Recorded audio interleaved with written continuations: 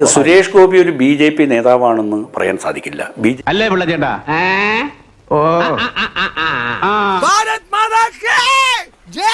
BJP പ്രവർത്തകനാണെന്ന് പറയാനും സാധിക്കില്ല.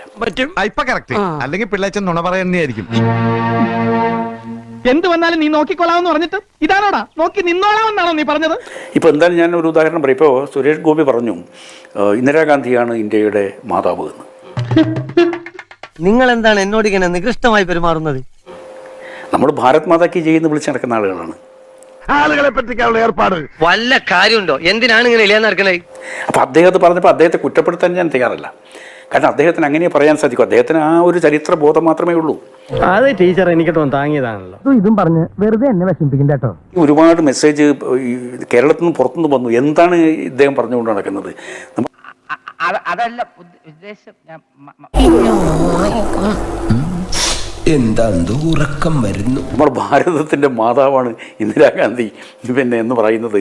അതെങ്ങനെയാണത് നമുക്ക് ഇത് സ്വീകരിക്കാൻ വേണ്ടി സാധിക്കാത്തത്? വെറുതെ കഴിഞ്ഞ ആഴ്ച നടന്ന കാര്യങ്ങൾ പറഞ്ഞ് എന്നെ നാറ്റിക്കരുത്. AP അബ്ദുള്ള കുട്ടിയെ പോലുള്ള നേതാക്കൾ വന്നതുകൊണ്ട് ഏതെങ്കിലും തരത്തിൽ ഗുണമുണ്ടായിട്ടുണ്ടോ? തീർച്ചയായിട്ടും.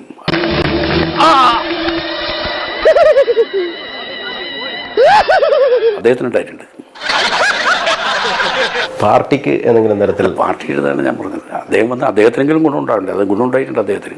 ഏത് സ്ഥാപനത്തിനും ചീത്തപ്പേരുണ്ടാക്കാൻ കച്ച കെട്ടി നടക്കുന്ന ചില ചെറ്റകളുണ്ടാവും. ഇവിടെയുണ്ട്. അതാ ഈ അവതാരം.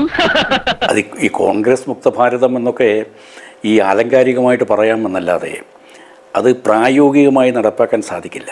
അങ്ങനെ പറഞ്ഞു കൊടുക്കണ അല്ലെങ്കിൽ ബുദ്ധി പറഞ്ഞു കൊടുക്കാൻ അവൻ ആരെങ്കിലും വേണ്ടേ?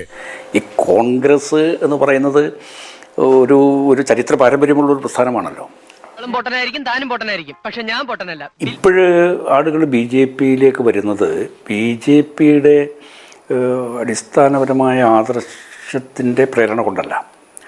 അത് നരേന്ദ്രമോദി അധികാരത്തിലിരിക്കുന്നു എന്നുള്ളത് കൊണ്ട് അധികാര രാഷ്ട്രീയത്തോടുള്ള അവരുടെ ഒരു അഭിനിവേശം. ചന്ദ്രൻ, നീ എന്താ ഇങ്ങനെയൊക്കെ പറയുന്നേ? ഞാൻ എങ്ങനെ പറഞ്ഞോടാ? അതൊക്കെ ഇവിടെ പറയുന്നത് അതൊക്കെ എല്ലാവർക്കും അറിയുന്നതല്ലേ? ഇല്ലേ, നിന്നെ തല്ലിയിറക്കും. കാര്യമായിട്ടാണ് പറഞ്ഞത്, തമാശക്കാണ്? കാര്യമായിട്ട് തന്നെയാ പറഞ്ഞത്. എന്നാ കൊള്ളാം. ഒരുപാട് തമാശ എനിക്ക് ഇഷ്ടമല്ലട്ടോ, പറഞ്ഞേക്കാം. തൽക്കാലം ഇത്രയും മതി. വരട്ടെ.